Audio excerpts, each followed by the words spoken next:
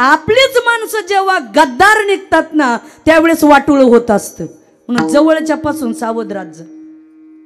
आणि आपलेच आपल्याला त्रास देतात. लांबून पार्सल कधीच येत नाही. हे कधी डोक्यात श्रेष्ठ धर्म आहे गीता. या गीतेची सुरुवात सुद्धा धर्मापासून होती.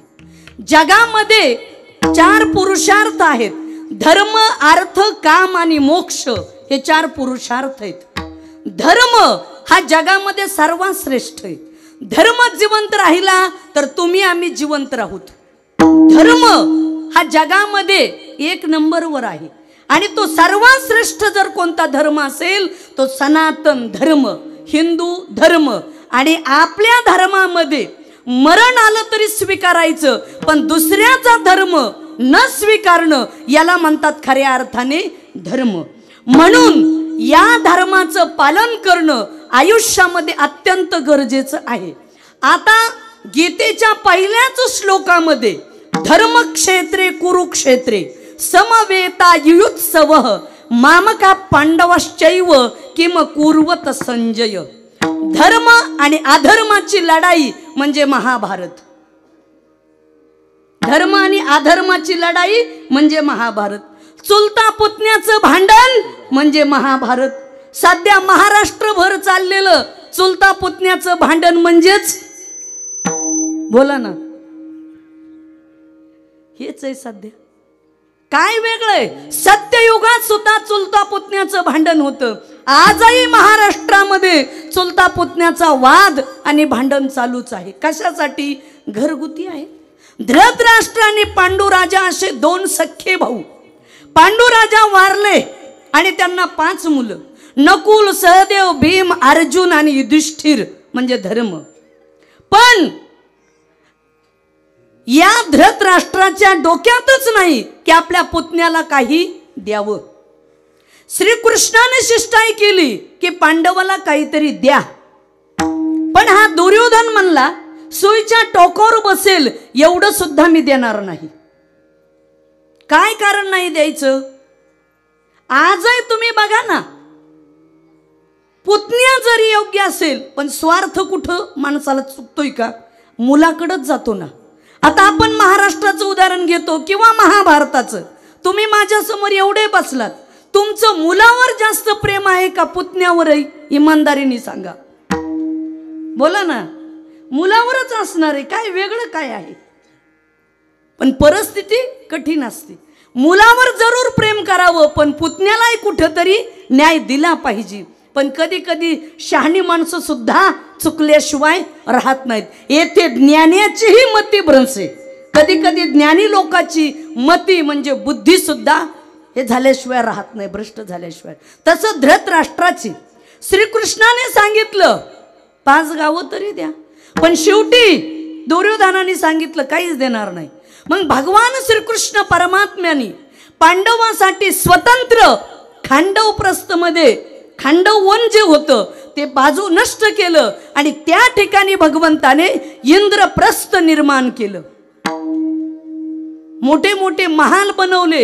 इंद्रप्रस्थ हस्तिनापूरपेक्षा भव्य दिव्य बनवलं आणि तिथं राजसूय नावाचा यज्ञ ठेवला. त्या यज्ञासाठी देशातून राज्यातून लोक वेगवेगळे राजे लोक आले. हस्तिनापुरामधून सुद्धा भीष्माचार्य, द्रोणाचार्य, कृपाचार्य हे सर्वच, शकुनी, दुर्योधन, दुःशासन सर्वच हजर झाले विदुर काका सहित. इंद्रप्रस्थ दुर्योधनाने पाहिल्याबरोबर तर दुर्योधनाचं डोळेच फिरले, कारण हस्तिनापुरापेक्षाही जबरदस्त. ज्यांना मी माझ्या हस्तिनापुरामध्ये सुईच्या टोकावर बसेल एवढं सुद्धा दिलं नाही आणि त्यांनी एवढं निर्माण केलं. तुम्हाला सांगू का, काही माणसाच्या हातातलं जरी घेतलं ना तर इथलं कोणाला घेता येत नसतं. भगवान श्रीकृष्ण परमात्मा यांचे पाठीराखे होते. एवढं मोठं बनवलं. दुर्योधनाला इकडे तिकडे पाहू लागला आणि अशी ती मय सभा बनवलेली होती की ज्या ठिकाणी असा काच लावलेला असायचा दुर्योधनाला वाटायचं सरळ सरळच जायचं आणि काचेवर धडकायचा. एके ठिकाणी असं पाण्यासारखं दिसायचं. दुर्योधनाला वाटलं पाणी आहे म्हणून तो धोतरवर धरून चालायचा, पण तिथं पाणीच नसायचं. ज्या ठिकाणी खरं पाणी, दाशी म्हटली दुर्योधन पुढे पाणी येऊरात जाल, पण तो म्हटला दाशा सुद्धा खिलवाड करतात, कारण ह्या लबाड लोकाला खरं पटत नसतं, त्यांना लबाडच पटत असतं, म्हणून तशाची मैत्री होती, चांगल्याची होत नाही.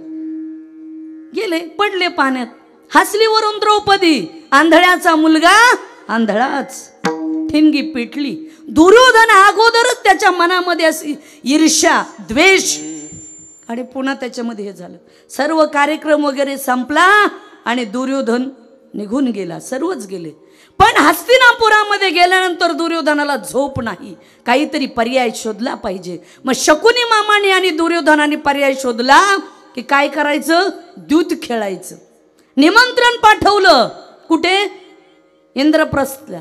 आणि क्षत्रिय धर्मामध्ये एक नियम असतो की बोलवल्याच्या नंतर जावंच लागतं. 5 पांडव 6वी द्रौपदी हस्तिनापुरामध्ये हजर झालेत. इकडच्या बाजूने धर्मराज होते द्यूत खेळायला, आणि तिकडून शकुनी मामा 500 टाकायला होते. टाकले. अगोदर थोडस सोनं नाणं लावलं ना डावावर, ते गेलं. हत्ती लावले, घोडे लावले, संपत्ती लावली, इंद्रप्रस्थही गेलं.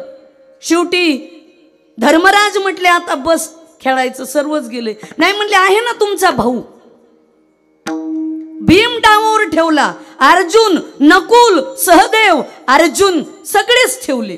शेवटी स्वतःही डावावर बसले. म्हणले आता काहीच राहिलं नाही. म्हणले काही कसं नाही राहिलं, द्रौपदी आहे ना ती. आता एक मला कधी कधी प्रश्न पडतो विष्णू महाराज, की धर्मराजाची बुद्धी सुद्धा काय काम करत असेल त्यावेळेस, किती विवेक शून्य झाली असेल की स्वतःची पत्नी कोणी डावावर ठेवतं का हो. आजचे पुरुष माणसं, किती गरीब माणूस असू द्या, ऊस तोडणारा माणूस सगळं सहन करतो, पण आपल्या पत्नीकडे जर वाकड्या नजरेने कोणी बघितलं तर त्याचा डोळा काढायची तयारी असते. पण त्यावेळेस यांच्या डोक्यात नाही आलं. द्रौपदीलाही डावावर ठेवलं, जिंकून गेली द्रौपदी. शेवटी कर्ण एवढा उदार, पण आयुष्यातली पहिली चूक. दुर्योधनाला म्हणत आहे, मित्रा आण त्या दासीला. अरे जी 5 पतीची पत्नी आहे ती कसली पतिव्रता, तिचा मान काय आणि अपमान काय, ती वेश्या आहे. आणि मग दुर्योधन सांगतो, दुःशासन आण माझ्या दासीला, आज बघू दे तरी ती कशी आहे तर. आणि मग जातो, सेवकाला पाठवतात, पण द्रौपदी येत नाही, कुलवधू आहे ती. मग त्यावेळेस स्वतः दुर्योधन सांगतो, दुःशासना जा द्रौपदीला आणायला. जातात द्रौपदीला आणायला. द्रौपदी सांगते, धीरेस मी भाभी आहे तुझी, भाऊजाई आई समान असते. अरे तू कसली आई समानाने काय, तुला आम्ही जिंकून आणलंय, तू आमची दासी आहेस. द्रौपदी तसे आहे ना, तर केसाला धरलं आणि फरफटत भर सभेमध्ये आणलं. सभेमध्ये आणल्याच्या नंतर द्रौपदी आता सगळ्याकडे पाहते. भीष्माचार्य, द्रोणाचार्य, कृपाचार्य, शूर, वीर 5 पती आहेत. ज्या अर्जुनाच्या बाणाचा टंकार जर वाजवला तर पृथ्वी हादरत होती असा अर्जुन, ज्याच्या हातातलं गांडीव शस्त्र धारण केलं तर सर्व थरथर कापत होते योद्धे, असा अर्जुन सर्व असताना द्रौपदी सगळ्याकडे पाहते, पण तिथे कुणीच द्रौपदीची आज लाज राखू शकत नव्हतं. त्यामुळे द्रौपदीने विचार केला की आता आपली लाज इथं कुणी राखू शकत नाही. मग शेवटी द्रौपदीने कृष्णाचा धावा केला. कृष्ण गुंतलासी द्वारकेच्या राया, गुंतलासी द्वारकेच्या राया, कोटी गुंतलासी द्वारकेच्या राया, कोटी गुंतलासी द्वारकेच्या राया, कोठे गुंतलासी द्वारकेच्या राया, कोटी गुंतलासी द्वारकेच्या राया.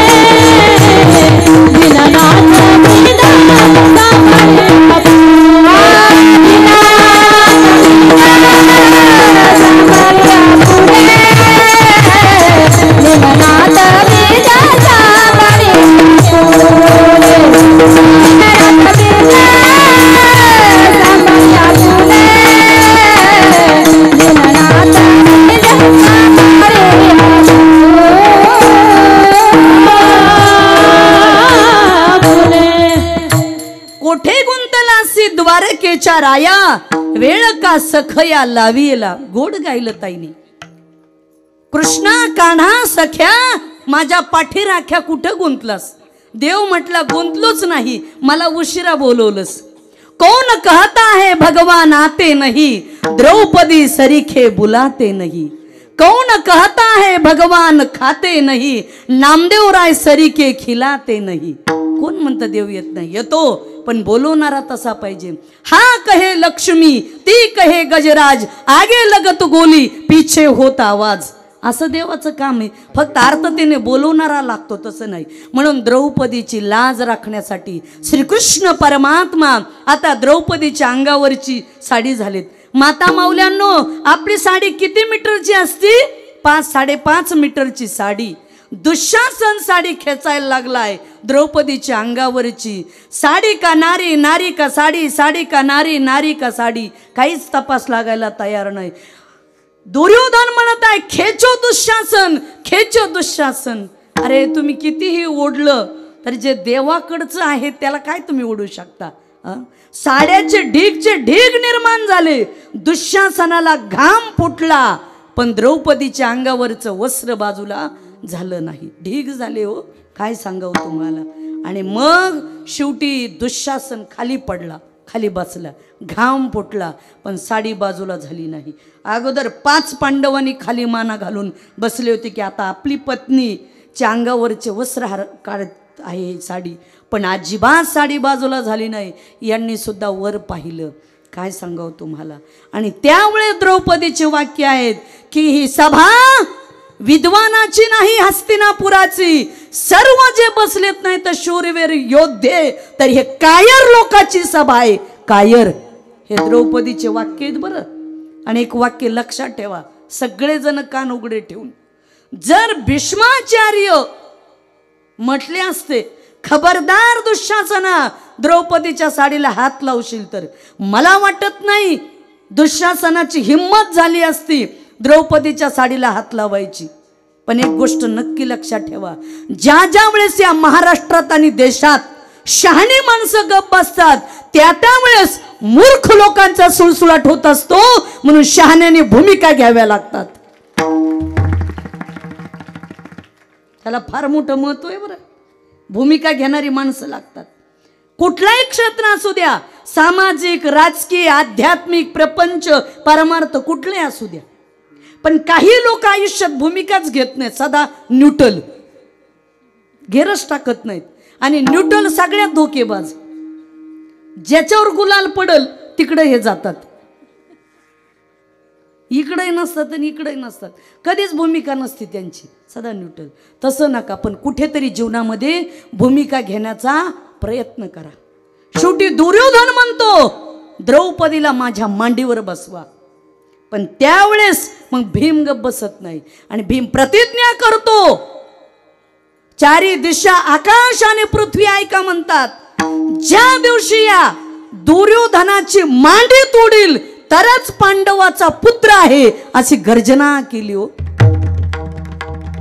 आणि म्हणून तर भीमाने गदेने दुर्योधनाची मांडी तोडली, तिथं त्याचा मृत्यू झालेला आहे. हे महाभारत आहे हो. शेवटी परिस्थिती इतकी भयान आणि कठीण झाली. आपल्या सर्वांना ज्ञात आहे. नंतर 12 वर्ष वनवास काढला पांडवांनी, 1 वर्ष अज्ञातवास झाला, शेवटी युद्धही ठरलं. दोन्ही सैन्याच्या मध्ये रथ नेऊन उभा केला कृष्णाने. पुन्हा अर्जुनाला मोह निर्माण झाला. मोह धरिले ऐसे होईल, अस्ति प्रतिष्ठा जाईल आणि परलोकही अंतरेल ऐकेसी. मोह धरलं तर सगळंच जातं. पुन्हा मोह निर्माण झाला. गुरु द्रोणाचार्य धनुर्विद्या शिकलोय, भीष्माचार्याच्या मांडीवर लहानाचे मोठे झालो, कृपाचार्य कुणाला बाण मारू. पण श्रीकृष्णाने सांगितलं, अर्जुना सांडी हे मूर्खपण, उठी घे धनुष्यबाण. मूर्खपणा सोड आणि हातात धनुष्यबाण घे आणि लढ. एक वाक्य लक्षात ठेवा, आयुष्यामध्ये सडत सडत जगण्यापेक्षा लढत लढत जगा, त्याला म्हणतात जगणं. आणि कधी जीवनामध्ये लढावी वृत्ती असली पाहिजे. लय सडत सडत नका जगू. फार जगण्यापेक्षा थोडंच जगा, पण जरा असं चांगलं जगा. एके ठिकाणी सुंदर म्हटलेलं आहे, युद्धों को घाव का भी सीना सीखो, युद्धों को घाव का भी सीना सीखो, विष छोड़कर अमृत पीना सीखो. ए चांद सितारों पे उड़ने वालों, ए चांद सितारों पे उड़ने वालों, मनुष्य होकर अभी धरती पर जीना सीखो, जीना सीखो. जगायचं शिका.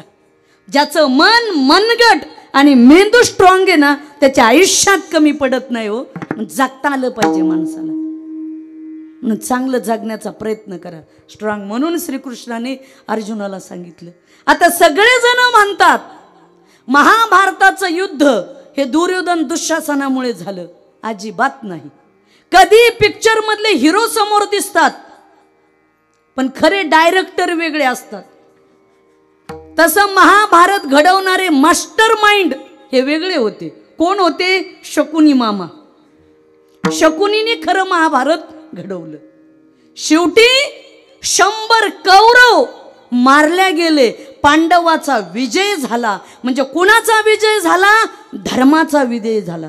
कधीही अधर्मावर धर्माचा विजय होत असतो. आणि या जगामध्ये त्रिकाला बाधित शेवटी धर्म हा श्रेष्ठ असतो. म्हणून आमचे जगद्गुरु तुकोबाराय म्हणतात, आम्हाला धर्माचं पालन करायचंय आणि पाखंडी लोकांचं खंडन करायचंय, हेच आमचं काम आहे. बोला. धर्माचे पालन, धर्माचे पालन, धर्माचे पालन, धर्माचे पालन, धर्माचे पालन, धर्माचे पालन, धर्माचे पालन, धर्माचे पालन, धर्माचे पालन, धर्माचे पालन, धर्माचे पालन, धर्माचे पालन.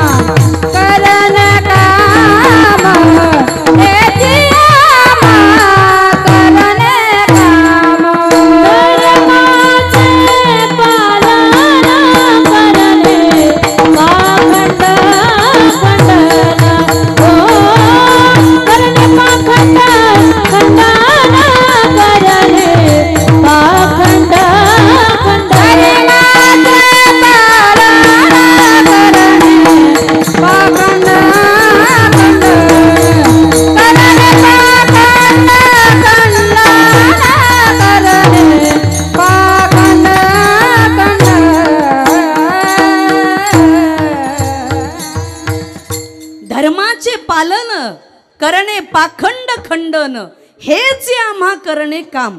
जगद्गुरु तुकोबाराय म्हणले धर्माचं पालन करणं आणि पाखंडी लोकांचं खंडन करणं हेच आमचं काम आहे. नवसे कन्या पुत्र होती तरी का करणे लागे पती. 400 वर्षापूर्वी तुकाराम महाराज म्हणतात नवसाने जर मुलं झाली असती तर पती करायची लग्न करायची काय गरज पडली असती. करणे पाखंड खंडन पाखंडी लोकांचं खंडन करण्याचं काम खऱ्या अर्थाने आमच्या जगद्गुरु तुकोबारायांनी केलेलं आहे. म्हणून धर्म या जगामध्ये सर्वात श्रेष्ठ आहे. एथ वडील जे जे करीती तया नाम धर्म ठेवीती.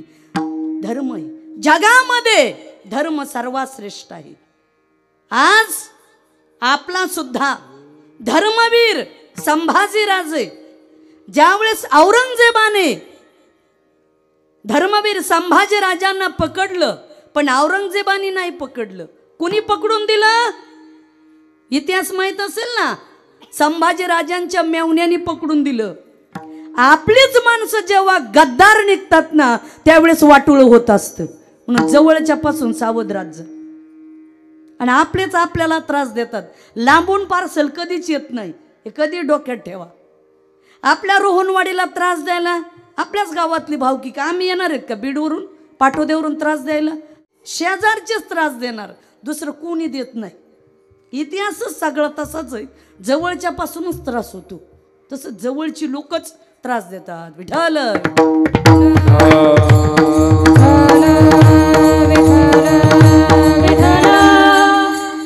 मेवण्याला काहीतरी दिलं असेल ना औरंगजेबाने एखादं जिल्हा परिषद तिकीट. माणसं का फुटतात माहिती ना तुम्हाला सगळ्यालाच. हा कशामुळे फुटतात. थोडे पद मिळाले काहीतरी काम मिळाले की माणसं फुटले म्हणायचं. फक्त वरून दुसती ना आतून कुस्ती आहे. गाडीत एकाच्या प्रचार एकाचा मतदान एकाला दारू एकाची विचारलं तुम्ही कोणाचे म्हणतात तसं काय नाही. पाणी तेरा रंग कैसा जिसमे मिले वैसा.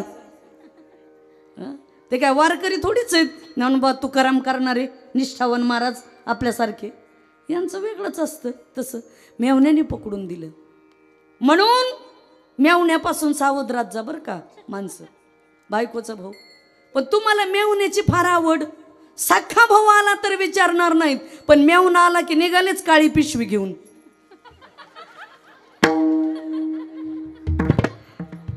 काळी पिशवी कळाली असेल ना. PhD झालेले माणसं आहेत बरं त्याच्यात. ओके काला होईपर्यंत थांबलेत काही लोक. नको बघ आवाज सप्ता चाललाय. काळी पिशवी घेऊनच. रक्ताच्या नात्याला कोण विचारतंय. सख्खी बहीण आली तर लवकर भारी साडी नाही पण मिहुनी आली की टाकलीच गाडीवर की डायरेक्ट जालना. हे की नाही. तिथं नाही पसंत झाली तर छत्रपती संभाजीनगर. असं आहे फार अवघड आहे. भावजाय हो सगळ्या भावजाय डोक्यात ठेवा. तुम्ही ननंद जर आली तर खालीवर बघता साडी कशी घ्यायची. पण तुम्ही जर नंदेला चांगली साडी नाही घेतली आणि चांगला पाहुणचार नाही केला तर जमिनीवरच दावा आहे बघा. मग प्रॉपर्टी वाटून द्यायची का नंदेला गोड बोलायचं हे तुम्ही ठरवा. आणि आता चलतंय बरं का लोकांचं. वयस्कर आजी झालेल्या नंदा सुद्धा जमिनीवर दावे टाकायला लागल्यात. आता अवघड झालंय. कायदे सगळ्यासाठीच लागू झालेत. त्याच्यामुळे महिला मंडळ याचा सगळ्यांनी थोडासा विचार करा. तसं यांच्या या मेवण्याने पकडून दिलं. आणि मग संभाजीराजे यांना साखळदंडाने बांधलं आणि समोर आणलं. तरी संभाजीराजे मान झुकत नव्हती. पाठीचा कणा लवत नव्हता. डोळे आग ओकत होते. तोच बाणा तोच रुबाब तीच छाती. आणि मग समोर औरंगजेब आला आणि औरंगजेब म्हणतो क्या काफिर है नजरे झुकाते नहीं संभा आपको डर नहीं लगता. अरे संभाजी राजा म्हणले अरे औरंगजेब घाबरायला काय शिळीचं बकरू आहे का. अरे वाघाचा छावा आहे आणि तू कुणाला मारशील. अरे या शरीराला मारशील पण तमाम हिंदुस्तान मध्ये प्रत्येकाच्या हृदयामध्ये धर्मवीर संभाजीराजे जिवंत आहेत. धर्म कधी मरत नसतो. धर्म जिवंत आहे. म्हणून धर्मासाठी थोडंसं बघा, आपल्या धर्माचा विचार करा. गर्व से कहो हम हिंदू है और हिंदुस्तान हमारा है. गर्वाने म्हणा. आणि तुम्हाला सांगून जाईल आपल्याला, जर छत्रपती शिवाजी महाराज नसते झाले तर बसलेल्या सगळ्यांना दाढ्या दिसल्या असत्या. सलाम वालेकुम वालेकुम सलाम. शांताबाईची शकीना झाली असती. हे त्यांचे उपकार आहेत आपल्यावर. कुठेतरी थोडंसं लक्षात घ्यावं. धर्मासाठी जगण्याचा प्रयत्न करा. या जगामध्ये धर्म आहे म्हणून तुम्ही आम्ही जिवंत आहोत. आणि तुम्हाला दुसरा विषय सांगून जाईल, हिंदू धर्माचा सगळ्यात मोठा विजय त्या दिवशी झाला ज्या दिवशी राम मंदिराचा निकाल लावला. त्या दिवशी सगळ्यात मोठा विजय झाला. याला म्हणतात भूमिका घेणारी माणसं. 500 वर्ष झालं. 500 वर्ष. तुम्हाला सांगू का, 150 वर्ष इंग्रजांनी आमच्या देशावर राज्य केलं. पोर्तुगीज आले, डच आले, आदिलशाही, निजामशाही, कुतुबशाही, औरंगजेब. पण त्याच्याही अगोदर बाबर होता. बाबर हा सगळ्यात वाईट होता. खरे आपलं जे अयोध्येचं मंदिर पाडलं हे बाबरनी पाडलं. आणि पुन्हा बाबरी मस्जिद उभा केली होती. आणि मग ते बाबरी मस्जिदचा ढाचा पाडायला आपला महाराष्ट्र कारसेवेमध्ये सगळ्यात पुढं होता. हे सुद्धा आपलं भाग्य आहे बरं का महाराष्ट्राचं, की तिथं आपण गेलेलो आहोत. आणि त्या कारसेवेमध्ये हजारो लोकांचं बलिदान झालं. शरयू नदीच्या पात्राकडे अनेकाचं ब्लड वाहिलं असेल, रक्त वाहिलं असेल. अनेकांनी आपलं रक्त दिलं. तुम मुझे खून दो मैं तुम्हें आजादी दूंगा. सुभाषचंद्रजी बोस. कुणीतरी रक्ताचं बलिदान दिल्याशिवाय इतिहास घडत नसतो आणि क्रांतीही घडत नसती. आणि मग राम मंदिराचा निकाल लावला. काही म्हणा तुम्ही, देशाचे पंतप्रधान नरेंद्रभाई मोदी पठ्ठे वाघच आहेत. 370 कलम हटवला, गोहत्या बंद केली. आणि आता एकच राहिले, समान नागरी कायदा झालं म्हणजे झालं. आणि ते होणार, काळजी करू नका, करणार. त्या दिवशी 22 जानेवारी हा दिवस हिंदू धर्माची आन बान शान श्वास आणि वारकरी संप्रदायाचा मूळ मंत्र रामकृष्ण हरी. स्टार्ट एंड, सुरुवात शेवट ज्ञानदेव तुकाराम. रामाचं आणि वारकरी संप्रदायाचं घनिष्ठ नातं आहे. तो राम मंदिराचा, ज्या दिवशी राम मंदिराच्या मूर्तीची प्राण प्रतिष्ठा झाली त्या दिवशी हिंदुस्तान मधला सर्व हिंदू राष्ट्राचा विजय झाला आपला. 22 जानेवारीचा दिवस सूर्य उगवला. तो इतिहासाची क्रांती घेऊन, त्या सुवर्ण क्षणाचे साक्षीदार आम्ही स्वतः होतो. आम्हाला निमंत्रण पत्रिका होती विष्णू महाराज, म्हणून तिथे जाता आलं. दिवसभर होतो आम्ही मंदिराच्या तिथे समोरच मोदीजींची सभा ऐकायला. योगीजी, कायदे में रहोगे तो फायदे में रहोगे नाही तो. फक्कडच माणसं लागतात तो, तेव्हा काहीतरी क्रांती घडते. आणि काय सांगावं, काय सुंदर मंदिर बनलंय. बोला. बनाएंगे मंदिर, टाळ्या वाजवा सगळे. बन गया है मंदिर, बन गया है मंदिर. कसम तुम्हारी प्राण से प्यारा है, प्राण से प्यारा है. अब तुझे वादा, बन गया है मंदिर, बन गया है मंदिर, बन गया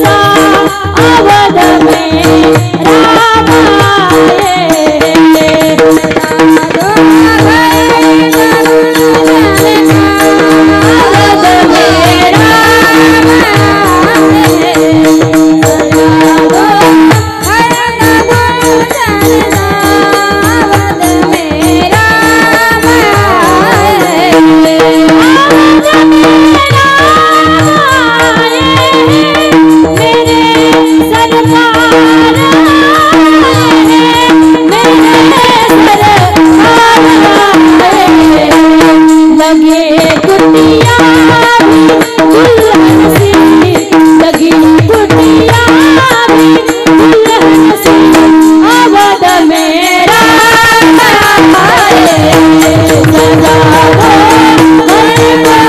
दो सा अवध मेरा आए अवध मेरा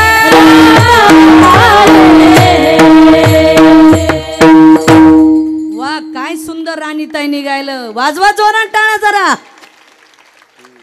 अहो जिजामातेने तलवारी घेऊन लढल्या. तारा राणी येसुबाई राणी तुम्ही तिथंच असं कस काय. जरा टाळ्या जोरात येत नाहीत व पण हे काय बरोबर नाही. जरा जोरात.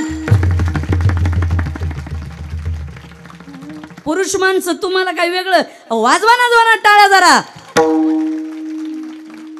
हे काय हे ॲक्युप्रेशर आहे. तुम्ही जेवढी जोरात टाळी वाजवताना आयुष्यात अटॅक येत नाही. जोरात टाळ्या वाजवायच्या तरवेज सगळ्यांनी फ्रेश बसा सावधान मध्ये. हा सगळे असे माणसाचं फ्रेश कीर्तन ऐका. काय टेन्शन नाही काय ना काय घेऊ नका. टेन्शन लेणे का नाही देणे का द्यायचंही नाही आणि घेऊ नका. असं फ्रेश जीवनात मस्त जगावं. या जन्मावर या जगण्यावर शतधा प्रेम करावे. तुम्ही तुमच्यावर प्रेम करा आणि या जगामध्ये सगळ्यात VIP तुम्ही स्वतःला समजा. त्यावेळी सक्सेस व्हाल. स्वतःला VIP समजा जीवनामध्ये. स्वतःला वेळ द्या. स्वतःला डेव्हलप करा. त्यावेळी जीवनाचा आनंद तुम्हाला मिळेल. नाहीतर काय हो कसंही जगायचं नाही. जीवनामध्ये आनंद मिळतो या जीवनाचा. केव्हा आनंद मिळतो जगण्याचा. सुगंधा परी दरवळा. आनंद या जीवनाचा सुगंधा परी दरवळावा. आनंद या जीवनाचा सुगंधा परी दरवळावा. आनंद या जीवनाचा सुगंधा परी दरवळावा. आनंद या जीवनाचा सुगंधा परी दरवळावा. भाव्यातला सूर जैसा ओठातून ओघळावा. भाव्यातला सूर जैसा ओठातून ओघळावा. आनंद या जीवनाचा सुगंधा परी दरवळावा. आनंद या जीवनाचा सुगंधा परी दरवळावा. वाह क्या बात है. Good better best. खूप सुंदर आवाज. असं वाटतं की स्वर्गातच आहेत आपण. एवढा आनंद मिळतो कुठं माता भगिनीनो. आयुष्यात मिळत नाही हो. हा आनंद आहे खरा. आणि काय सांगावं. राममूर्ती बसल्यापासून सर्व आनंदच आनंद. घरोघरी दिवे लावले पूजा केली. खूप चांगलं झालं. हे धर्माचं कार्य आहे खरं. असं जीवनामध्ये पाहिजे ना. आनंद घ्या आयुष्याचा. परमार्थ करा. चांगलं जीवन जगण्याचा प्रयत्न करा. काही नाही. म्हणून धर्माचे पालन करणे पाखंड खंडन. महाराज म्हणतात हेच आम्हा करणे काम बीज वाढवावे नाम. आता बीज वाढवण्याचं काम करायचे. भूमीचे मार्दव सांगे कोंभाची लवलव. भूमीमध्ये काय मर्दपणा आहे हे आलेल्या कोंबावरून कळतं बरं का. पीक जर चांगलं आणायचं असेल तर जमीनच चांगली लागते.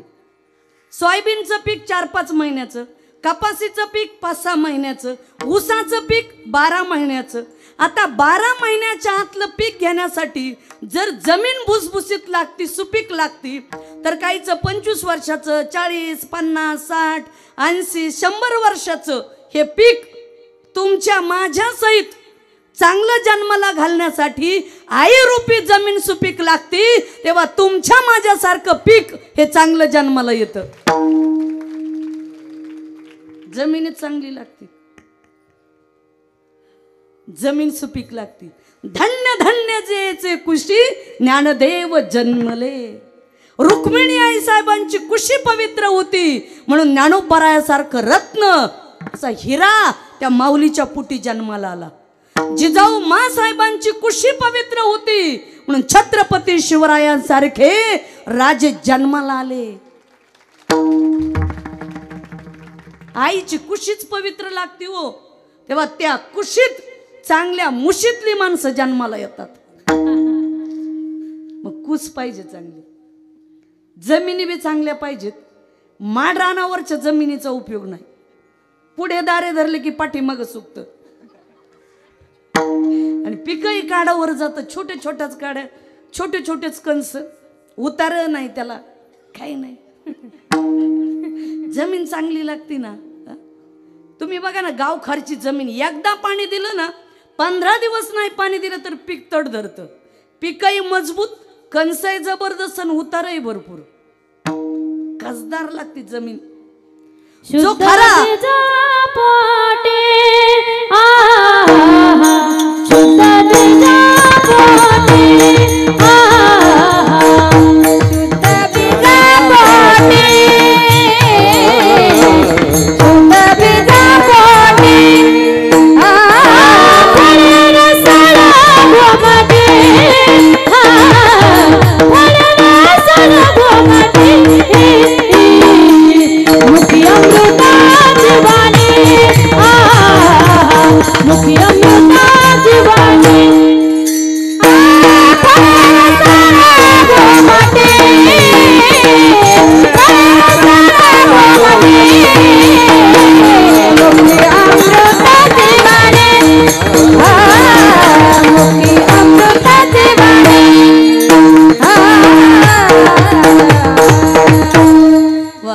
शुद्ध बीजा पोटी फळे रसाळ गोमटी. बीज शुद्ध लागतं तेव्हा फळ गोड येतं बरं का, कोणाला येत नाही. बीज म्हणजे बी, आपल्या मराठवाड्यातल्या भाषेत बी. गेल्या वर्षी काही शेतकऱ्यांनी सोयाबीन पेरलं, पहिली पेरणी केली उगवलंच नाही, म्हणले बी खोटं लागलं. दुसऱ्यांदा पेरलं उगवलंच नाही, बी खोटं लागलं. तिसऱ्यांदा पेरलं तेव्हा उगवलं. मला काय म्हणायचंय, जमिनीतलं बी पहिल्यांदा दुभारणी, तिसऱ्यांदा पेरल्यावर उगवलं, बी खोटं लागलं. पण या बियाचं काय करायचं, कळालं का नाही? हे बी खोटं लागल्यावर कुठं बदलायचं? हे बीपीवर लागतं. नाही तर काही बी फार बेकार. या बियानी चांगल्या चांगल्याच वाटोळं केलंय. हे का बी चांगलं आहे का म्हणता? बी चांगलं लागतं. बी कोई आंब्याची, काही आंब्याच्या कोया आंबट आहेत, पण आंबा चांगला पाडाला लागू दिला आणि पिकू घातला तर मग खायला गोड, मग रसाच्या कामाचा येतो. त्याला मग आमच्यासारख्या महाराजांना जावयाला बोलून रस खाऊ घालतात. प्रत्येक गावामध्ये असे काही ठराविकच आंबे, ते म्हणजे लोणच्याचे आंबे. लोणच्याचे आंबे, कशाही आंब्याचं लोणचं घातलं तर नासतं आणि लोणचं 12 महिने टिकावं लागतं. मग ते ठराविकच लोणच्याचे आंबे असतात, ते ठराविकच ठिकाणी येतात. मग गावातले लोक म्हणतात, पाटील 50च कायऱ्या द्या पण लोणच्याला द्या बरं का. बरोबर आहे का महिला मंडळ? तुम्हाला टेक्निक माहिती द्या. मीठ मिरची मसाला लोणचं करायला किती लागतं ते, हे 2 जाती माहिती, पण तिसरी माहिती का जात? तिचं नाव आहे शेपाट. शेपे आंबा तुमच्याकडे आहे का नाही? आपल्याकडं आहे ना. हे शेप्या फार बेकार. शेपे आंबा आंबटही नाही, थड पिकलं तरी तसलंच, खायला माणूस गेलं शेपाट. भगवानगडाचे महाराज आहेत भीमसिंह महाराज. त्यांनी 98ला मला श्री क्षेत्र मीराबाई आईसाहेब संस्थान महासांगवी त्या गादीवर बसवलं. पूर्वी संन्यासाची गादी, आणि त्या गादीचा नियम असा की तिथं महिलाही बिना लग्नाचीच गादी चालवावं लागते. तसं मी वयाच्या 22व्या वर्षी त्या गादीवर बसले, ते भीमसिंह महाराजांच्या यांनी. आणि आमच्या बैठकीच्या पाठीमागं 2 झाड आहेत महाराज, एक गोड आंब्याचं आणि एक शेपाट आंब्याचं. ते गोड आंब्याला दरवर्षी 15-20च कायरे येतात, पण ह्या शेपे आंब्याला बुडापासून शेंड्यापर्यंत भरपूर. ज्याचा कंटाळा त्याचा वानवळा. जे लोक वर्गणी सत्याला देत नाही देवानी त्याच्याकडं इतका कसा पैसा दिलाय तेच मला कळत नाही कधी कधी देवाने. हा लबाड लोकांकडंच पैसा हो. आणि पुन्हा त्यांच्याकडे पैशाला जन्मठेप. शेपाटाला फळच जास्त ना हो. काय करता भरपूर संपत्ती त्यांच्याकडं. ते कधी देवा धर्माला काढायचे नाहीत काही नाही. चांगल्या पैशावाल्याने जर वर्गणी पण तुम्हाला सांगू का गरीब लोक लवकर वर्गणी देतील पण पैशावाले द्यायचे नाहीत. तिकडं पार्ट्यात पैसे घालतील पण असं परमार्थ नाही नाही नको नको कशासाठी. टाइम इज मनी. अरे कशाचा टाइम इज मनी काय करतो.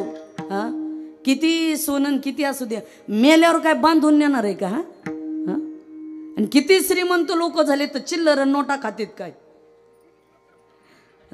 ज्वारी गव्हाच्या चपात्याच खावं लागतात ना. काही कायला नाही कळत. ते आमच्या आईने काय केलं ते झाडच तोडलं. मी म्हटलं माता जावती इतकं फळ आलेलं झाड तोडलं. ते म्हणले तसं नाही तुम्हाला नाही कळायचं. म्हणलं कसं काय ते शापाटे. म्हणलं मग काय फरक पडतो पिकल्यावर. नाही नाही नाही म्हणले ते इतकं बेकार आहे. जरी पिकलं त्याचा आंबा खायला गेला तरी शापाटच. मग म्हटले रस करू. त्याचा रस केला आणि ज्यूस सारखा पटापट पिऊन घेऊ. पिलं तरी ढेकर आहे शापाटच. मी कशाचं आंब्याचं सांगितलं ना बरोबर आहे ना. आंब्याचं नाही माणसाचं आहे. म्हणून जरा देशाची सेवा करा धर्माची करा समाजाची करा लोकाची करा. निवळ शापाट न करा. हो आपलीच बॉडी आपलीच गाडी आपलीच माडी आपल्याच बायकोची गोल गोल साडी. असं नका जगू. दुसऱ्यासाठी काहीतरी जगण्याचा प्रयत्न करा. म्हणून बीज चांगलं लागतं. आणि आई तुम्हाला सांगू का किती ब्रह्मचारी संन्यासी जपी तपी ज्ञानी असू द्या पण 9 महिने 9 दिवस आईच्याच उदरामध्ये त्यांना राहावं लागतं. म्हणून जगाच्या पाठीवर आई श्रेष्ठ आहे. शूरवीर देशभक्त देवभक्त महाराज संन्यासी सगळे आईच्या पोटात येत. जो मातेच्या उदरा तो मातेचा सोयरा केतूला पा. जो आईच्या उदरातून जन्माला येतो तो आईचा सोयरा कसा होऊ शकतो. जगाच्या पाठीवर आई श्रेष्ठ आहे. बऱ्याच लोकांना तुम्हाला सांग का पशु पक्षी कुणी असू द्या पण त्याच्यामध्ये आई श्रेष्ठ आहे. विंचवीन तुम्हाला आपल्याला माहित असेल पण विंचवीन नांगी मारते एवढंच माहिती. पण विंचविनीने जर बाळाला जन्म दिला तर विंचविनीला बाळाला दूध पाजण्याची कुठलीच सुविधा नाही. मग ते विंचवीन आपल्या छोट्या छोट्या विंचवाला बाळाला सांगते जन्म दिल्यावर तुम्ही मला टोचे मारा. ते जन्मलेले छोटे छोटे विंचू छोटे बाळ आईला टोचे मारतात आणि आई गतप्राण होते. तिचं नाव आई आहे. एवढी आई श्रेष्ठ आहे हो जगाच्या पाठीवर. आईचं महत्व या जगामध्ये कुणीच काढू शकत नाही. आई या जगामध्ये श्रेष्ठ आहे. म्हणून आयुष्यामध्ये आईला आणि वडिलाला विसरत जाऊ नका. सकळ तीर्थाचे धुरे जे का माता पितरे. सर्व तीर्थाचं माहेर जर काय असेल तर आई वडील आहे माऊल्यांनो. आई वडील आईला आणि वडिलाला आयुष्यात विसरू नका. त्यांच्यासारखं आपल्या आयुष्यामध्ये कुणी काहीच केलेलं नसतं. म्हणून या जगामध्ये स्त्री कमी नाही हो. गल्लीपासून दिल्लीपर्यंत महिला राज आहे.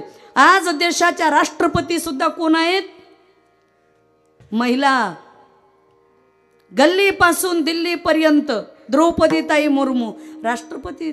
पंतप्रधान झाल्या महिला. वारकरी संप्रदायामध्ये सुद्धा जनाबाई मुक्ताबाई मीराबाई बहिणाबाई सोयराबाई निर्मळाबाई लोपामुद्रा सीता तारा मंदोदरी गार्गी अशा अनेक स्त्रिया होऊन गेल्यात. तुम्हाला किती यादी सांगता येईल. आणि शूरवीरामध्ये झाशीची राणी लक्ष्मीबाई पुण्यश्लोक अहिल्याबाई होळकर सावित्रीबाई फुले राजमाता जिजाऊ मासाहेब येसुबाई महाराणी ताराबाई महाराणी अनेक स्त्रिया होऊन गेल्या. तो पद्मिनी जोहर केलं पण अल्लाउद्दीन खिलजीच्या हाती लागल्या नाही. तिला म्हणतात श्रीधर्म. कसल्या स्त्रिया होऊन गेल्या तू. महिलाला कमजोर समजूच नका. पुरुष माणसं बरं का, गडी माणसं, बाया कमी नाहीत. शंकर सगळ्यात मोठा देव. शंकराचं वाहन काय? नंदी बैल. गणपतीचं वाहन उंदीर मामा. कार्तिक स्वामीचं वाहन गरुड. आपलं कार्तिक स्वामीचं वाहन मोर आणि विष्णूचं वाहन गरुड. पण पार्वतीचं वाहन काय आहे? वाघ, सिंह. पुरुष माणसं काय म्हणतात? आम्ही म्हणजे वाघ. पण वाघावो देवी वाघावर बसली.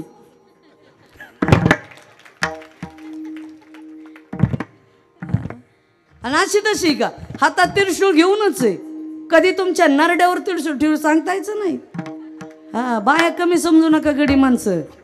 बायाला कमी लिखूच नका. चूल आणि मूल गेला आता. हा, ते काय तसलं नाही राहिलं. त्याच्यामुळं महिलांनी सुद्धा गप्प बसायचं नाही.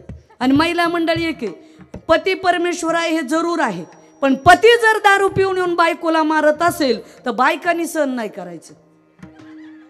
महिला मंडळ. आणि पुरुष मंडळी, तुम्ही चांगले असतील तर आमच्या महिला बरोबर सांभाळतील. पण एक आहे, पतिदेव जर रोज दारू पिऊन येऊन बायकोला मारत असेल तर महिला मंडळी एकच काम करायचं बरं. दारू पिणारा नवरा दारू पितो, नवरा मारतो म्हणून माहेरी निघून चुकून जायचं नाही. जीव तर द्यायचाच नाही. आत्महत्या कधी करायची नाही. तुम्हाला मी सांगते सरळ, मालक दारू पिऊन आले आणि तुम्हाला मारायला लागले की रस्त्यावर काहीच म्हणायचं, घरात न्यायचं. आतल्या घरात घराला कडी लावायची. एक दोन मुलं हाताखाली असतातच. काय नाही, डोक्यावरचा पदर कमरेला खोचायचा. मनगटातल्या बांगड्या जरा कोपराकडे न्यायच्या. आणि कणिक तिंबायची माहिती ना, कणकीच्या हुंड्यासारखा निबार तिंबून काढा. काय जसं होईल तसं होईल. आणि एवढ्यावर नाहीच जमलं तर पोळ्या लाटायच्या बेलण्याने टाळू सडका कसे जागेवर येत नाहीत बघा. हे कराच, माणसं नीट झाल्याशिवाय राहत नाहीत. महिला मंडळ घाबरायचं नाही हो. हा, तुम्हाला सांगू का, चांगल्या नवऱ्याजवळ तर कुणी नांदून दाखविल, पण पेताड नवऱ्याला नीट करून जी बाई नांदते ती खरी बाई. आणि जीव पिऊ द्यायचा नाही महिला मंडळ, चुकून जीव घ्यायचा. नरड धरायचं हो, जीव देता कशाला. अरे गावातले पुरुष माणसं म्हणतील कुठून आणलं या बाईला, आणि कुणी आणलंय, कसं शोध लावला. मी चांगल्या पतीसाठी नाही म्हणत बरं का, हे जे हे करते कारण यांच्यामुळं मुलावर परिणाम होतो, वाईट होतं, ते नाही करायचं. जरा असं करायचं. महिला मंडळ आमच्या संस्थानला पाटोद्याच्या जवळ संस्थान आहे, तिथं असंच एक ऊस तोडणारं कुटुंब 4-5 महिने झाले आलेलं राहायला. मी नेमकंच इकडे कीर्तनावून गेले होते आणि अगोदरच वैतागून गेले आणि ती बाई आली रडत रडत. आता 110 किलोची बाई, बॉडी बिल्डर होती, चांगली पैलवान वस्तात. म्हणलं काय झालं मावशी? नाही म्हणले नवऱ्याने मारलं. म्हणलं कोणत्या? त्या वाळलेल्या नाही. अरे म्हणलं टाक एक कानाखाली. जे कानाखाली टाकली म्हणता अजून दारू प्याला नाही गडी. जरा हे असं करा, होगी इकडे तिकडे मुळू मुळू रडत बसू नका तुम्ही. तुम्ही शान्या नाहीत ना. नवरा दारू पिऊन आला की देऊ का आमटी करून, अंड्याच्या पोळ्या. कसा नवरा सुधरल? माता मावल्यानो जरा नका गोड गोड बोलत जाऊ. कसे नवरे काय काय बायाचं कसं किती प्याला. बाई जर म्हणली तुझा नवरा असं नाही, तुला काय करायचं, माझा कसा असेल, मग बस घेऊन जरा सुधरा. हा खा मार. मग कुणाचं काय जायचं? महिला मंडळ अन्याय करायचा नाही, पण अन्याय सहन करणारा हा सर्वात गुन्हेगार. म्हणून हे सहन करायचं नाही. थोडंसं जरा आपण रणरागिणीसारखं उतरायचं पटांगणात. असे मुलंवाळं संस्कार द्या. आम्ही तर प्रत्येक कीर्तनात सांगत असतो, आपल्या प्रत्येक मुलीला एक ट्युशन कमी करा, पण प्रत्येकीने आपापल्या मुलीला कराटेचं शिक्षण द्या. त्यांना त्यांच्या स्वतःच्या पायावर उभा करा. मुलींना शिका, स्वतःच्या पायावर उभा राहा, पण शिकत असताना नीट राहून शिक्षण घ्या. फार मोबाईलच्या नादी लागू नका. डॉक्टर, वकील, इंजिनियर, कलेक्टर होता येतं मुलींना, पण काय होतं अलीकडं मुली पण काय म्हणणार, वातावरण बिघडलं, कॉलेज बिघडलं. पण माझं स्पष्ट मत आहे, या नारदाच्या गादीवरून सांगत आहे, कॉलेज बिघडलं नाही, वातावरण बिघडलं नाही, ज्या दिवशी तुम्ही बिघडलात त्या दिवशी जग बिघडलेलं आहे. शिर सलामत तो पगडी 50. बायाच्या बाजूने एवढे काय देतो. तिकडून पण प्रतिसाद चांगला आलाय टाळ्याचा. म्हणून जरा असं कणखर राहा. तरुण पिढीने सुद्धा, तरुण मुलं आता चांगलं शिका, स्वतःच्या पायावर उभा राहा आणि व्यसन करू नका. व्यसन मुंबईची फॅशन, महाराष्ट्र शासन, ऋषिकेशचा मोसम कधी बदलेल काही सांगता येत नाही. म्हणून तरुण पिढी व्यसनाच्या आहारी जाऊ नका. आता लग्न व्हायच्या पंचायती झाल्यात. प्रत्येक गावामध्ये 100-200 मुलगा आहे. आपल्या इथं कसं आहे, काय करावं. ऊस तोडणारा बाप असेल तरी म्हणतो नोकरदार आहे का मुलगा. आम्ही बऱ्याच जणांचे वधूवर सूचक मेळाव्याला जातो, लग्न जमवण्याचं बी काम करतो. तरुण पिढी थोडंसं व्यवस्थित जागेवर या. आणि मुलींनी सुद्धा हाच हट्ट धरू नका की नोकरदारच नवरा पाहिजे. अहो, शेतकरी सुद्धा निर्व्यसनी असेल तो पती जरूर करा. करा, हे कुठंतरी डोक्यात घ्या. आपला साथीदार फक्त चांगला शोधा. म्हणून तरुणांनी सुद्धा चांगलं राहा, स्वतःच्या पायावर उभा राहा. म्हणून स्त्रियाबद्दल काय खूप बोलता येईल, पण आपल्याला वेळेचंही बंधन असतं. म्हणून स्त्रियांची क्रांती या देशामध्ये महान आहे. स्त्री सामान्य नाही. भीष्माचार्य, शुकाचार्य, हनुमानजी अशांना जन्म देणारी माता आहे. म्हणून बीज वाढवावे नाम. म्हणून महाराज म्हणले, हेच आम्हा करणे काम. आम्हाला चांगलं काम करायचंय. चांगलं काम करा. तरुण पिढी चांगलं काम करा. जय जवान, जय किसान, जय संविधान, याच्यावर आपला देश चालतो. जय जवान. फार श्रीमंताची मुलं मिलिटरीमध्ये आहेत का. अहो, गोरगरिबाची, कष्टकऱ्याची, शेतकऱ्याची मुलं मिलिटरीमध्ये आहेत. म्हणून भारत आमचा देश शांत झोपतोय. फौजी तिथं बॉर्डरवर आपली रक्षण करतात म्हणून. आणि शेतकरी, आपला देश हा कृषी प्रधान देश आहे. कृषी आणि ऋषी दोन्हीचा मिळून आपला देश आहे. कृषी जिवंत राहिले पाहिजेत आणि ऋषी पण जिवंत राहिले पाहिजेत, तर देश टिकेल, संस्कृती टिकेल. म्हणून हे फार महत्त्वाचं आहे. हे सर्व टिकलं पाहिजे. या गोष्टीसाठी कुठेतरी आपण विचार केला पाहिजे. आणि जय संविधान, संविधानावर देश चालतो. म्हणून आपण त्या पद्धतीने जगण्याचा प्रयत्न आपल्या आयुष्यामध्ये करा. तरुण पिढीने स्वतःच्या पायावर उभा राहा. स्वप्न मोठी ठेवा हो. सपने वो नहीं, सपने वो नहीं जो नींद में आए, सपने वो है जो पूरे किए बिना नींद न आए. माजी राष्ट्रपती APJ अब्दुल कलाम साहेब त्यांचं हे वाक्य आहे. म्हणून चांगलं वागा. आणि तरुणांनी सुद्धा स्वतःच्या पायावर उभा राहा. रात्रीचा फार वेळ जागून मोबाईल पाहू नका. रात्री लवकर झोपा, सकाळी लवकर उठा. स्वतःचं कर्तृत्व काहीतरी सिद्ध करा आणि चांगलं जगण्याचा प्रयत्न करा. आयुष्यामध्ये चांगलं काम करा. पण अलीकडच्या काळात काय झालंय, स्वतः चांगलं काम करत नाहीत आणि जे चांगलं काम करतात त्याच्यावर लोक चर्चा करतात. अशी परिस्थिती झाली समाजाची. असेच एक पती पत्नी होते, शेतातून काम करून आले दिवसभर. आल्यानंतर संध्याकाळी दोघंही फ्रेश झाले, हातपाय धुतले आणि बसले सोफ्यावर. पत्नीने चूल पेटवली, चहा ठेवला, पतिदेवाला चहा दिला, पत्नीही चहा पिल्या. आणि नंतर पत्नीने चुलीवर तवा टाकला, ताट घेतलं, पीठ मीठ पाणी घेतलं आणि भाकरी बनवायला सुरुवात केली. हे पतिदेव सुद्धा बसले चुली पुढे येऊन. आता पुरुष माणसाला सवय असतीच चुली पुढे जाऊन बसायची. चुली पुढे बसायचं, चुलीला पाय लावायचं आणि पुन्हा तंबाखू खायची. गिळला अख्खा भारत. आणि चुलीवर पत्नी भाकरी करत असते तर हे तिथंच थोडा विस्तू करणार,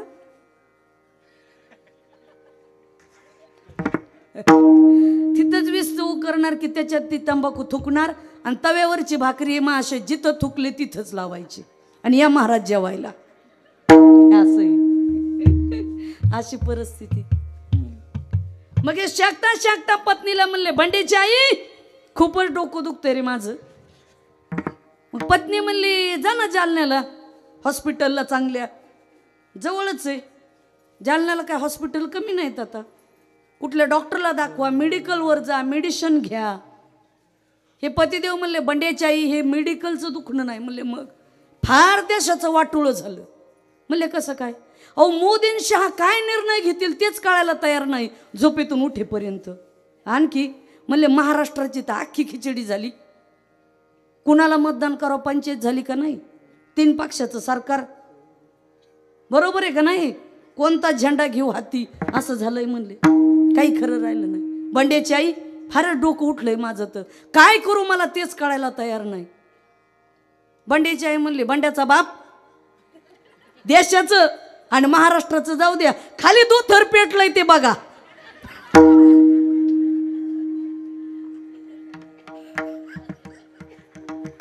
चुलीच्या जाळाने यांचं धोतर पेटलं होतं. म्हणले पाणी आणा जगात आणि आपलं धोतर विजवा, देशाचं आणि महाराष्ट्राचा नंतर विचार करू. कळालं का तुम्हाला? पण पहिलं आपलं बघा. मग काय झालं, काय कायचं घरात बायको ऐका ना आणि चर्चा पंतप्रधानावर मुख्यमंत्र्यावर. काय टावर खालीच रेंज गेली, करता काय? जे अभंगावर कीर्तन करताय त्यांच्या तारखा कुणी ठेवत नाही आणि ज्याचा ना अभंगाचा संबंध नाही त्याच्या तारखा भेटत नाहीत. दारिद्र्य रेषेखाली नाव कोणाचे? अहो चांगल्याचे.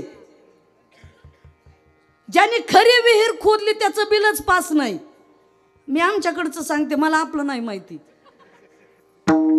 ज्याला खरीच घरकुलाची गरज आहे त्याला नाही, दुसराच घरकुल उचलितोय. पहिलं दाखवून दुसरं घरकुल बिल पास. ज्याने खऱ्या विहिरी खोदल्या त्याचं बिलच नाही, ज्याने पहिल्या दाखवलं ते बिल उचलून मोकळे. ज्याचा वशिला त्याचं कुत्र काशीला. तुम्हाला काय काही नाही, वारकरी शेतकरी फक्त सलाईनवर येत, दोन्हीला काही नाही महाराज. का? आपली युतीच नाही. विष्णू महाराज पाठीमागं कोरोना आला त्यावेळेस ते मुख्यमंत्री म्हणले सगळ्याला 5-5 हजार देऊ, दिले का? आपल्यात युती नाही ना महाराज. लोकात टाळकऱ्यात काय युती आहे का? यांनी त्याला नावं ठेवायचं आणि त्यांनी त्याला नावं ठेवायचं. बरोबर आहे का राणीताई? असलंच आहे. कोणी कोणाला चांगलं म्हणायला तयार नाही. या महाराजांनी म्हणायचं तो महाराज कसा आहे आम्हाला माहिती. अहो प्रत्येक गावात भजनी मंडळात पार्टिशन. आपली तर नसल. बरं कुणी का लता मंगेशकर का भीमसेन जोशी का किशोरी आमोणकरे? या रुक्मिणीताई या टाळ्या वाजवा ताईसाठी. बस ताई म्हणल्या मला कीर्तनाला जायचं नव्हतं, पण सप्ताह ठरवायच्या अगोदरच त्यांनी तारीख घेतली होती. म्हटलं काही अडचण नाही, तुम्ही करून या, आम्ही त्याच्यातलेच आहेत. त्याला काय असं, एकदा तारीख घेतल्यावर जावंच लागतं. रुक्मिणीताई काय आपल्या गावाने स्वागत केलं आमचं, म्हणजे काय सांगावं तुम्हाला. आता असं वाटलं मला तर रोहनवाडी म्हणजे आपल्या माहेरामध्ये आलो तर असं वाटलं आज. खूपच छान स्वागत, काय नियोजन आयोजन. रुक्मिणीताई तुम्ही चांगलं ह्या लोकांना, मला तर तुमच्याकडे पाहून आता ते गवळणच आठवती. होय रुक्मिणी तुम्ही स्वस्त कशा बसल्या, उठा की चला. खरंच म्हणजे खूपच छान. रुक्मिणीताई आपलं गाव रोहनवाडी म्हणायला वाडी हो, सदन माणसं येतं मनानी, सदन नियोजन आयोजन 1 नंबरवर आहे. बघ जागर स्त्री शक्तीचा खऱ्या अर्थाने सार्थक झाला महिलाचा. आणि ताई सुद्धा सुंदर कथा करतात. रामायण भागवत कथा सर्वच कथा त्या करतात. चांगली गोष्ट आहे. कथा ही जीवनाची व्यथा घालवते, त्याच्यासाठी कथेची गरज आहे.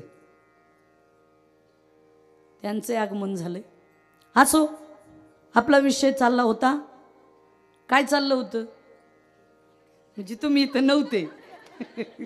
बघा इतके लोक हे झालेत की लक्षात सुद्धा राहिलं नाही, देहभान विसरले. अशी परिस्थिती. तसं युती नाही, भजनी मंडळात तेच. पुन्हा जुने भजने सरक माग तालात नाही, स्वरात नाही. नवीन भजने म्हणतो टाळण पाकवा, जय हिंद जय महाराष्ट्र, जाणूच नको यांच्या. हे झालं याच. आणि शेतकऱ्याचं एक आहे, शेतकरी मंडळी, जो दुसऱ्याच्या बांधात नांगर घालील तो खरा खानदानी शेतकरी. काय इथं बांध फोडतेत का, बांध कोरतेत का नाही? कोरतेतच. तुम्ही काय महाराष्ट्राच्या बाहेर आहेत का काय? बरं बांध कोणाचे कोरले तुम्ही? सख्या भावाचेच ना. खोरं डोक्यात घाल, टिकाव घाल, कुऱ्हाड घाल, भांडण कोर्ट मॅटर कशासाठी? अहो सख्या भाऊ सख्या भावावर उलटतोय. एका रक्ताचं नातं आहे. म्हणून एक वाक्य लक्षात ठेवा, जेव्हा रक्त रक्तावर उलटतं तेव्हा महाभारत घडतं, आणि जेव्हा रक्त रक्ताचे प्रामाणिक राहतं तेव्हा रामायण घडतं. म्हणून आम्हाला रामायणाची गरज आहे, महाभारताची नाही. हे लक्षात घ्या. म्हणून आपला विषय चालला होता. आणि असं आता नोकरदार लोकांनी मोर्चे काढले तर 7वा आयोग लागू झाला. एका शिक्षकाला 70-80 1-1 लाख पगार आहे. एका प्राध्यापकाला 1.5 लाख 2 लाख पगार आहे. तरी त्यांच्या बंगल्यावर बोर्ड आहे, येथे साडीला फॉलो पिको करून मिळेल.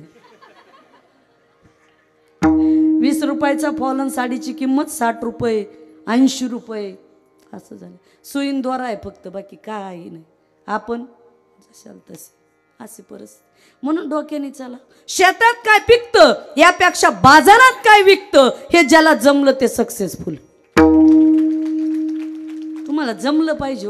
ज्याला जमलं ते निघाले पुढं, ज्याला नाही जमलं ते बसले. आणि काही म्हणा जमलं पाहिजे. हा डाव आहे, डाव जमला पाहिजे महाराज. हे डाव बरेच क्षेत्रात आहेत. गावगुंडीतले डाव, राजकारणातले डाव. अहो टाकला डाव आणि बघता बघता झाले ना शिंदे साहेब मुख्यमंत्री. काय बघता माझ्याकडं, काय करता? ज्याला जमलं ते जमलं चालले. तर काय ही स्पर्धा आहे महाराज, काय नाही इथं. काय नाही, कोण कोणाच्या मुंडक्यावर पाय देऊन पुढे निघतील सांगता येत नाही. तसं जमलं पाहिजे आपल्याला. याने असं केलं आणि त्यांनी तसं नाही. ही स्पर्धा आहे, त्या स्पर्धेमध्ये आपणही टिकलं पाहिजे.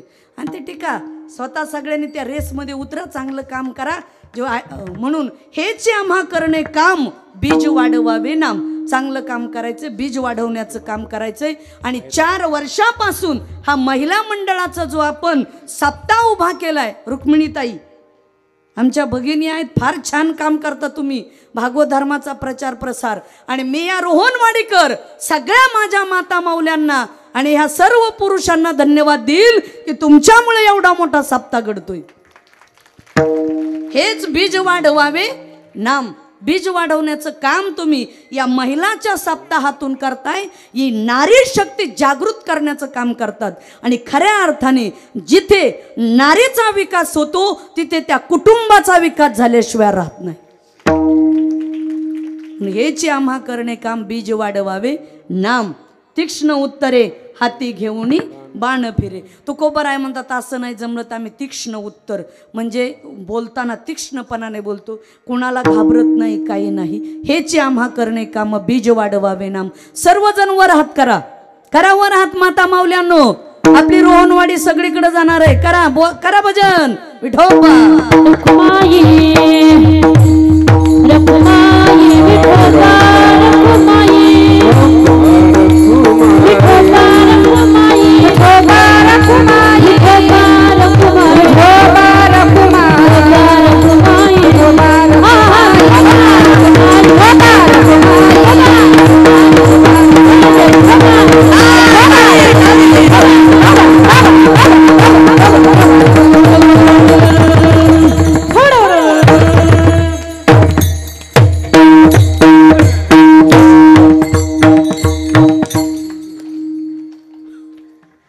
असो. तेव्हा जगद्गुरु तुकोबराय म्हणतात, आम्ही हे विचार सांगत असताना अध्यात्माचे, धर्माचे कोणी लहान असेल किंवा खूप मोठा असेल, पण आम्ही कोणाचीच भीड ठेवत नाहीत. नाही भीड बाड, नाही भीड बाड, नाही भीड बाड,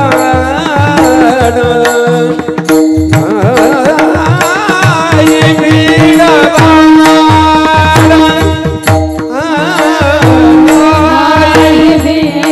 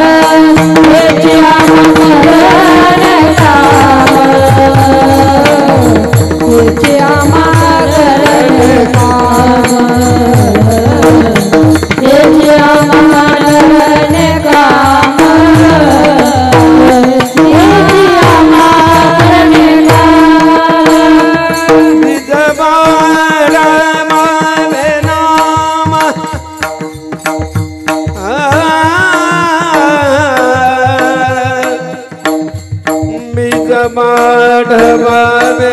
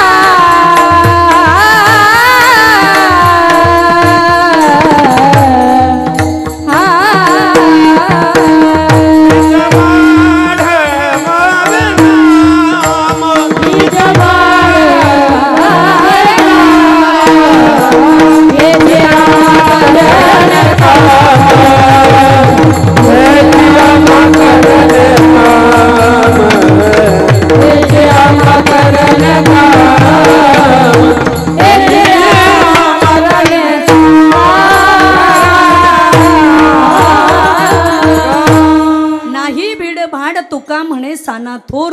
जगद्गुरु तुकोबाराय म्हणतात आम्हाला कोणाचीच भीड नाही, हेच आम्हा करणे काम, बीज वाढवावे नाम.